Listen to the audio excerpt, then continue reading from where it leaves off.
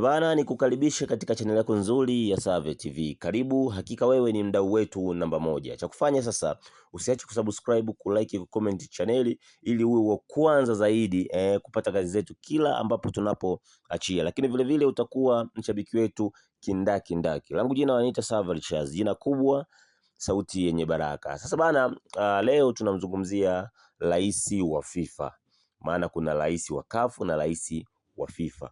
Sasa bana, kutokana na michuano ambayo imefanyika au fainali ambayo imefanyika ya AFCON kuhusiana na swala zima Senegal pamoja na Morocco, limezua gumzo kubwa sana kiasi kwamba mpaka kila mmoja amekuwa anaongea yake. Sasa rais wa shirikisho la mpira wa miguu ulimwenguni ya FIFA Infantino ameilaani vikali matukio ya utovu wa nidhamu yaliyotokea katika mchezo wa fainali nchini Morocco, na akisisitiza kuwa vitendo vya vurugu na uamuzi wa kuacha uwanja havikubaliki hata kidogo, yaani sio kitendo kizuri. Na katika taarifa yake aliyoituma kwa AFP, Infantino amesema, tunalaani vikali tabia ya baadhi ya mashabiki pamoja na baadhi ya wachezaji wa Senegal na wafanyakazi wa kiufundi. Haikubaliki kuacha uwanja wa michezo kwa njia hii, na vile vile vurugu haziwezi kuvumiliwa katika mchezo wetu, si sawa kabisa.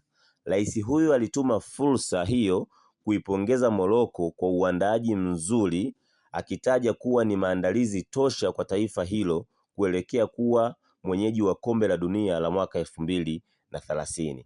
Kwa upande mwingine, kocha wa Morocco Walidi alieleza kusikitishwa kwake na taswira mbaya ambayo soka la Afrika limeonyesha mbele ya macho ya ulimwengu kutokana na fainali hiyo iliyotawaliwa na machafuko.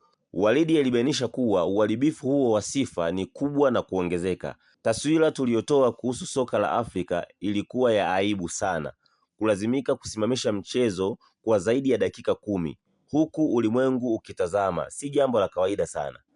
Kauli yake inaakisi hofu ya wadau wengi wa soka barani humu juu ya jinsi matukio haya yanavyoweza kurudisha nyuma juhudi za kukuza zaidi ya mchezo huu kimataifa.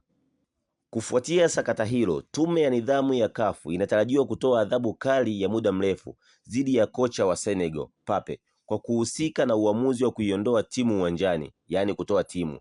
Hatua hii inakuja wakati rais wa CAF Dr. Patrice Motsepe akiwa na msimamo thabiti wa kuhakikisha nidhamu inatawala ili kulinda heshima ya bara hili, akisisitiza kuwa tunaendesha Afrika kwa ajili ya Waafrika. Ingawa idadi kamili ya mechi atakazofungiwa Pape bado haijawekwa wazi.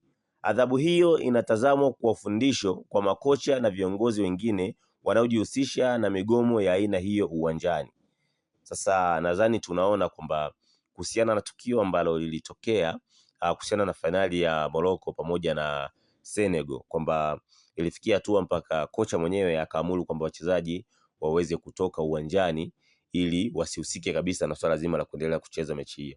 Na mechi ilisimama muda mrefu, takriban dakika 10 mpaka 11 hivi, kukiwa kuna mzozano mkubwa sana. Sasa hii imepelekea kwamba kuhakikisha kwamba makocha au mashabiki ambao wanapelekea kwamba kuhakikisha wachezaji wanatoka uwanjani wasiendelee na mchezo ni kitendo ambacho sio kizuri. Hivyo basi kuhusiana na Pape bwana, amepigwa faini, lakini pia amepewa adhabu ya kutokuhusika na mechi au mashindano ya CAF ambayo yatakayoendelea hivi karibuni. Sasa wewe unaongea nini kuhusiana na uamuzi huu wa CAF ambao umetoka kuhusiana na kocha huyo kusimamishwa kuhusiana na mashindano yoyote yale yanayohusu CAF? Dondosha comment hapo, alafu niambie wewe comment yako unasemaje. Langu jina naitwa Save Charles, jina kubwa, sauti ina baraka. Usiache kusubscribe, kulike, comment channel ili uwe kwanza kupata gazeti kila ambapo tunapoachia.